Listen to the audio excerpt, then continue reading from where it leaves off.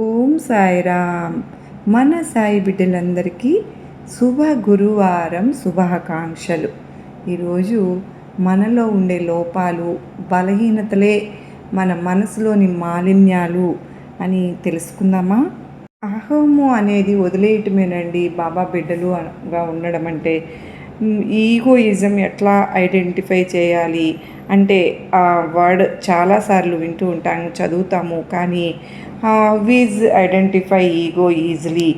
ఎదుటి వాళ్ళ ఈగోని ఈజీగా ఐడెంటిఫై చేస్తూ ఉంటారు.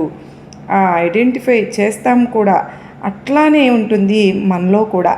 అది చూసుకుంటూ ఉంటే, చెక్ చేసుకుంటూ ఉంటే చాలు మనం, ఓహో ఇదా మన పరిస్థితి అని. అంటే బేసిస్ ఏమన్నా ఉందా అంటే, ఎదుటి వాళ్ళను పాయింట్ చేసేటప్పుడు మనం ఈజీగా ఐడెంటిఫై చేయగలుగుతాము, మనది మనం ఐడెంటిఫై చేసుకోలేము. Ego means what we think we are in the eyes of others, not actually what you think you are. What you think you are in the eyes of others, and you want to keep it up, and if it is disturbed you feel offended, and we want to perpetuate that image, that మైరేజ్. అంతే, అంతకు మించి ఇంకేమీ లేదు. 1కి 10 సార్లు మననం చేసుకో, అర్థమవుతుంది.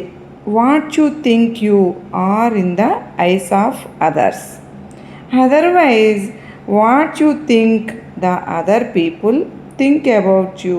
ప్రక్కన వాళ్ళు నీ గురించి ఏమనుకుంటున్నారని మనం అనుకుంటూ ఉంటామో అదే. వాళ్ళు నిజంగా అనుకుంటున్నారో లేదో మనకు తెలియదు. వాళ్ళు అనుకుంటున్నారని మనం అనుకుంటూ ఉంటాము. అది వీళ్ళు నేను చాలా గొప్పవాడిని అనుకుంటూ ఉంటారు. వాళ్ళందరూ అట్లా నన్ను రెస్పెక్ట్ చేస్తారేమోనని అనుకుంటూ ఉంటారు.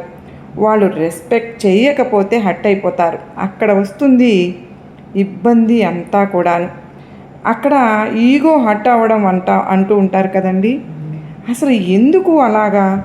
మనం సాయి బిడ్డల దగ్గర మనందరము కూడా బాబా బిడ్డలుగా ఉండాలి. కానీ ఒకళ్ళు మనం రెస్పెక్ట్ ఇచ్చినా ఇవ్వకపోయినా బాబా ఐడెంటిఫై అనేది మనకు ఈ సాయి బిడ్డ అనే ఐడెంటిఫై ఉంటే చాలు.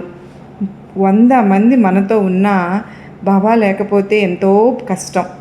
100 మంది మనతో లేకున్నా బాబా మనతో ఉంటే చాలా సంతోషం. సర్వేజన సుఖినో భవంతు.